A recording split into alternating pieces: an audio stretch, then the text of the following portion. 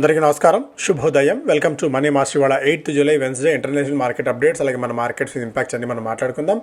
As of now Asian మార్కెట్స్లో trend మనకి చూస్తే కొద్దిగా మిక్స్డ్గా ట్రేడింగ్ ట్రెండ్ ఉంది. Nikkei almost 0.5% down, Hong Kong 1.4% plus, Shanghai 1/4% మేర నష్టాలతో ఉంది. రాత్రి ముగిసిన అమెరికన్ మార్కెట్స్లో బలహీనత మనం చూసాం. నాస్డాక్ 1.2% మేర, S&P 500 0.5% మేర, అండ్ డౌ జోన్స్ 1/4% మేర నష్టాలతో అయితే ముగిశాయి. అండ్ గోల్డ్ పరంగా కొద్దిగా పీక్ లెవెల్స్ నుంచి వీక్నెస్ ఉంది. $100 దాకా పడింది పీక్ నుంచి. $4,122 దగ్గర గోల్డ్, సిల్వర్ $60 దగ్గర యాజ్ ఆఫ్ నౌ అయితే ట్రేడ్ అవుతూ వస్తుంది. Oil jumps as US powerful strikes against Iran, risk unravelling fragile middle east ట్రూస్. So ఇక్కడ ఇరు దేశాల మధ్య మరొకసారి ఒక చిన్నపాటి యుద్ధ వాతావరణం కొనసాగుతోంది. ఎందుకంటే మళ్ళీ ఈ దేశాలలో వాళ్ళ కొన్ని షిప్స్ మీద ఇరాన్ దాడులు చేయటం, దానికి మళ్ళీ ప్రతి దాడులు యూఎస్ చేయటం, ఇవన్నీ దీంతో క్రూడ్లో మళ్ళీ కొద్దిగా జంప్ అయితే మనకు అనిపించింది. $76 స్థాయికి 71-72 కాస్త $76 దాకా బ్రెంట్ క్రూడ్ వెళ్ళడం చూసాం. సో ఇంకా ఇది ఆర్డర్ ఆఫ్ ది డే, ఇంక ఇలాగే ఉంటుంది కొద్ది కాలం పాటు. ఇది ఇద్దరి మధ్య సయోధ్య కుదరటం అనేది ఇంపాసిబుల్ టాస్క్, అది నెక్స్ట్ ఇంపాసిబుల్ అది. సో ఇలా ఎప్పుడు కొట్టుకుంటూనే ఉంటారు, కలుస్తూనే ఉన్నట్టు కనిపిస్తూ ఉంటారు. సో సంహౌ దీనికి మనం అడ్జస్ట్ అయ్యి ఉండడం తప్ప సో ప్రపంచం అంతా కూడా చేయగలిగింది అయితే ఏమీ లేదు ప్రస్తుతానికి. ఇక మన మార్కెట్స్ విషయానికి వచ్చినట్టయితే as of now Asian markets నుంచి ఒక మిక్స్డ్ ట్రేడింగ్ ట్రెండ్ అయితే ఉంది. వరుస లాభాల తర్వాత బ్రేక్ పడి కొద్దిగా ప్రాఫిట్ బుకింగ్ సినారియోలోకి మనం వచ్చాం. ఎందుకంటే మంచి అంటే ఒక స్ట్రాంగ్ గెయిన్స్ మనం కొద్ది కాలం అంతా గత వారాల్లో చూసాం.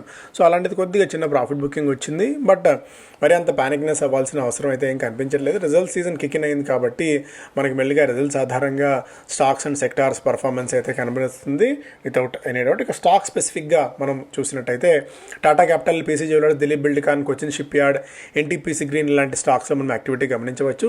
సీగల్ ఇండియాకి appointed date for 3 HAM road projects, దాదాపుగా 4,050 కోట్ల రూపాయల విలువైన ప్రాజెక్ట్స్కి సంబంధించి కమెన్స్మెంట్ ఆఫ్ కన్స్ట్రక్షన్ ఇది మొదలు కాబోతోంది. అలాగే అపాయింటెడ్ డేట్స్ అన్నీ కూడా సీగల్కి అయితే వచ్చాయి. Idea force qualified institutional placement ద్వారా నిధులు సమీకరిస్తుంది. ఫ్లోర్ ప్రైస్ కంటే 5% డిస్కౌంట్తో స్టాక్ని వీళ్ళు విక్రయిస్తున్నారు. రెస్టారెంట్స్ బ్రాండ్ ఏషియాలో ఒక corporate action Lenexis food works అనే కంపెనీ అక్వైర్ చేసింది. దాదాపుగా 2,235 కోట్ల రూపాయలకి.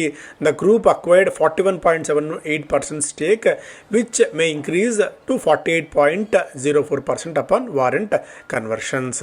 ఎంతో కొత్త ప్రమోటర్స్ చేతులు మారుతోంది రెస్టారెంట్స్ బ్రాండ్. అలాగే Tata capital redeemable non conversion debentures ద్వారా దాదాపు 1,000 కోట్ల రూపాయల వరకు సమీకరిస్తుంది. Coupon rate 8.15%తో.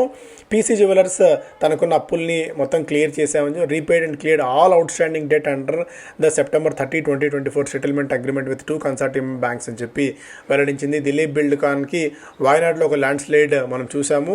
సో దాన్ని వీళ్ళు రిపోర్ట్ చేశారు. దిలీప్ బిల్డ్కాన్ అక్కడ ఒక ప్రాజెక్ట్ అయితే నిర్వహిస్తుంది. దాని నష్టం ఏంటి అవన్నీ కూడా త్వరలో తెలుస్తాయి.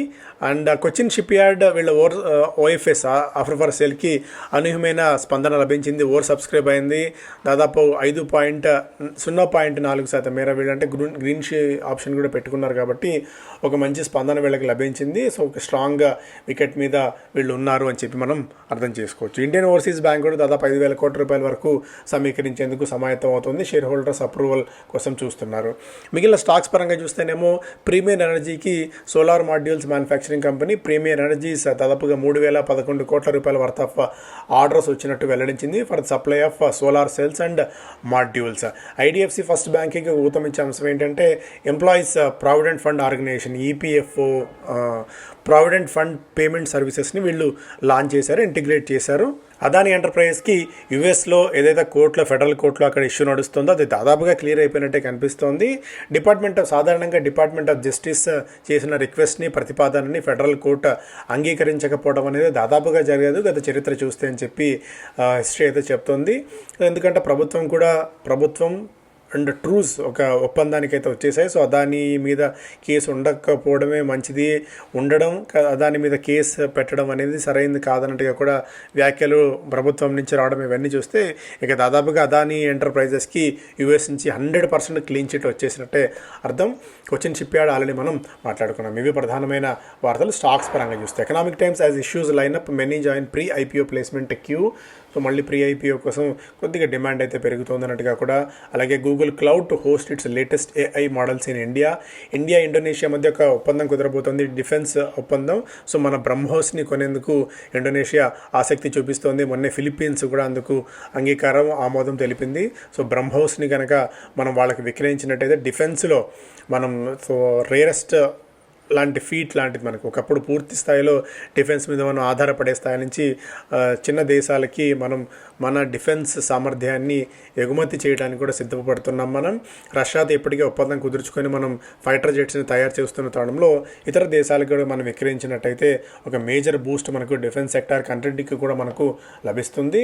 NBFC credit grows 14% in May led by retail and farm loans. So gold loans, farm loans, retail loans ఇవన్నీ కూడా పెరిగాయి. ఎన్బిఎఫ్సిస్కి ఒక మంచి గ్రోత్ పాత్ని కనబరచవచ్చు, మంచి రెవెన్యూని, మంచి మార్జిన్స్ని ఈసారి కనబరిచే అవకాశం ఉంది. ఆర్బీఐ మంత్లీ డేటా ప్రకారం గోల్డ్ లోన్స్ చాలా స్ట్రాంగ్గా పెరిగాయి.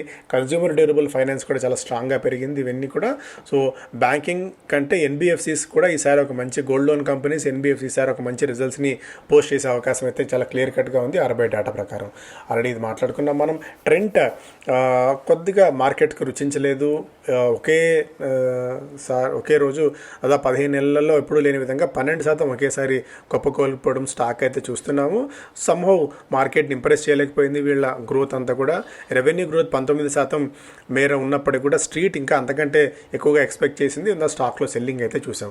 But stock retains 10% upside potential. అంటే అంత పడిన తర్వాత 10% అప్సైడ్ పొటెన్షియల్ అనేది పెద్ద విషయం కాకపోవచ్చు. బట్ స్టిల్ కొన్ని బ్రోకింగ్ కంపెనీస్ ఏమో దీనికి బై రేటింగ్ ఇస్తున్నాయి, కొంతమంది హోల్డ్ రేటింగ్ అయితే ఇస్తున్నారు.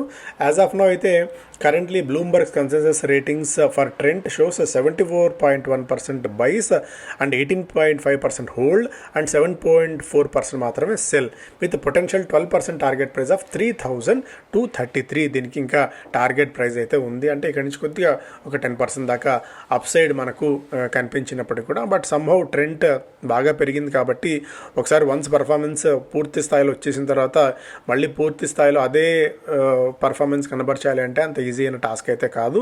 సంహౌ దీనికి 3,300 నుంచి 3,800 దాకా టార్గెట్ ప్రైజ్లు అయితే వివిధ బ్రోకింగ్ కంపెనీస్ ఇస్తున్నాయి ట్రెంట్కి. Cost pressure to keep Q1 profit growth muted for Nifty 50 company. So మనంతా కూడా లాస్ట్ క్వార్టర్ అంతా కూడా వార్ ఎఫెక్ట్ కారణంగా, ఇన్ఫ్లేషన్ కారణంగా majority of the companies profits squeeze అయ్యే అవకాశం ఉంది. ఈసారి మార్జిన్స్ కానీ గ్రోత్ కానీ అంత అద్భుతంగా ఉండకపోవచ్చు Q1లో మెజారిటీ ఆఫ్ ది నిఫ్టీ 50 కంపెనీస్కి అనేది ఓవరాల్గా దీని సారాంశంగా అయితే ఉంది. E100 pilot of take at near zero, OMCs Wari of scaling up E55, E85. So 100% ఎథనాల్ని తీసుకురావాలని చెప్పి ప్రభుత్వం ఓఎంసీస్ మీద ఒత్తిడి తెచ్చి దాదాపుగా 400 అవుట్లెట్స్ని దేశవ్యాప్తంగా పైలట్ ప్రాజెక్ట్ కింద పెట్టింది. కాకపోతే జీరో, అంటే దాదాపుగా అసలు తీసుకునే వాళ్ళ సంఖ్యే లేదు, నెగ్లిజిబుల్ అయిపోయింది అన్నట్టుగా కూడా ఈ ఓఎంసీస్ అన్నీ ఏం చేశాయంటే ఆ 400-500 అవుట్లెట్స్ని 5-6కు తగ్గించేసాయి. ఎందుకంటే ఆఫ్ టేక్ లేదని చెప్పి. ఎందుకంటే 100% ఎథనాల్తో రన్ అయ్యే వెహికల్స్ దాదాపుగా ఇప్పుడు లేవు. ఫ్లెక్స్ ఫ్యూయల్స్ చాలా లిమిటెడ్గా ఉన్నాయి. సో అందువల్ల ఏంటంటే వాటికి డిమాండ్ కూడా రావట్లేదు. ఇప్పుడు యాజ్ ఆఫ్ నో అయితే E25 దాకా, E20-25 దాకా అంటే ఎథనాల్ ఓవరాల్గా పెట్రోల్లో 20% మిక్స్ చేస్తే రన్ అయ్యే వెహికల్సే మనకు ఉన్నాయి మెజారిటీ ఆఫ్ ది ఇంజన్స్ అన్ని కూడా. అంతకు మించి చేయాలి అంటే మాత్రం ఫ్లెక్స్ ఫ్యూయల్స్ ఇంజన్స్ రావాలి, లేదంటే ఇంజన్స్ ఎగిరిపోతాయన్న ఒక భయాల నేపథ్యంలో ఓఎంసీస్ కూడా కాస్త ఆచితూచి వ్యవహరిస్తున్నాయి. ఇప్పుడు మళ్ళీ ఏంటంటే క్రూడ్ తక్కువ ధరకు దొరుకుతుండడం వల్ల మేబీ ప్రభుత్వం ఫోకస్ కనుక ఇప్పుడు షిఫ్ట్ అవుతే ఇక పూర్తిగా మళ్ళీ రేపొద్దున ఏదైనా ఇష్యూ వచ్చినప్పుడు వీటిని మళ్ళీ తీసుకురావడం కష్టమవుతుంది. సో ఎథనాల్ మీద ఏదో ఒక క్లారిటీ తెచ్చుకున్నంత వరకు, ఎథనాల్ మీద ఏదో ఒక క్లారిటీ తీసుకొచ్చే ఫ్లెక్స్ ఫ్యూల్ ఇంజన్స్ మనం తయారు చేసుకున్నంత వరకు ప్రపంచవ్యాప్తంగా అన్నిటి మీద మనం డిపెండ్ అవ్వాల్సి వస్తుంది. మొన్నటి 4-5 నెలల ఉదంతం తర్వాత కూడా మనం మేలుకోకపోతే చాలా ఇబ్బంది పడవచ్చు. US still India's top export market for auto parts despite tariff worries. So ఇంత ఇష్యూస్ ఉన్నా కూడా మనం స్టిల్ 26% మన మెజారిటీ ఇదంతా కూడా ఇతర దేశాలకు ఎగుమతి అవుతూనే ఉంది ఆటో పార్ట్స్ విషయంలో. సో ఆ స్ట్రెంత్ అయితే మనకు ఇంకా ఉంది. యుఎస్ఏ ఎన్ని టారిఫ్స్ విధించినా కూడా యుఎస్ఏ మనకు మేజర్ మార్కెట్ అలర్ట్గా అయింది. ఆటో యాన్సిలరీస్ కంపెనీస్కి ఇండోనేషియా మనం ఆల్రెడీ మాట్లాడుకున్నాం. మనం business standard centre ask OEMs to audit connected vehicle software మొన్న చూసాం. కొన్ని ప్రాంతాల్లో వాట్సాప్లో అలాగే సోషల్ మీడియాలో వైరల్ అయినవి. జస్ట్ యాప్ ద్వారా వెహికల్స్ని ఆపివేసే ప్రక్రియ చైనా యాప్స్ కొన్ని స్టిల్ ఇప్పటికే గూగుల్లో అవి తీసేసినప్పటికీ కూడా ఆ యాప్స్ ద్వారా వెహికల్స్ని నిరోధించే దీన్ని సాఫ్ట్వేర్ని పూర్తిగా కట్టడి చేసే విధంగా ప్రభుత్వం దీని మీద ప్రయత్నాలు అయితే చేస్తోంది. SBI joins global banks to fund Sun Organon's buy ఆర్గనాన్ని కొనుగోలు చేస్తున్న సంగతి తెలుసు. దీనికి ఎస్బీఐ కూడా కొద్దిగా మద్దతు ఇస్తోంది ఫండింగ్ పాయింట్ ఆఫ్ వ్యూలో.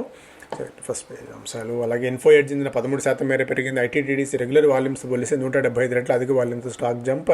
ఎల్ఎన్టీ ఫైనాన్స్ వరుస లాభాలకు పెరిగిపోతుంది. కొద్దిగా profit booking scenario. Tata power nuclear సెక్టార్లోకి అడుగు పెట్టబోతున్నట్టు వెల్లడించింది. టాటా పవర్ ఈస్ టార్గెటింగ్ 1,00,000 కోట్ల రూపాయల రెవెన్యూని అలాగే 10,000 కోట్ల రూపాయల ప్రాఫిట్ ఆఫ్టర్ ట్యాక్స్ని 2030 నాటికి చేరుకుంటామని లక్ష్యంగా నిర్దేశించుకున్నామన్నట్టు ఏజీఎంలో చంద్రశేఖర్ గారిని చెప్పారు. సో ఇవి ప్రధానమైన వార్తలు. 100 డేస్ మెంటర్షిప్ ప్రోగ్రామ్ అనేది సోమవారం నుంచి ప్రారంభం కాబోతోంది.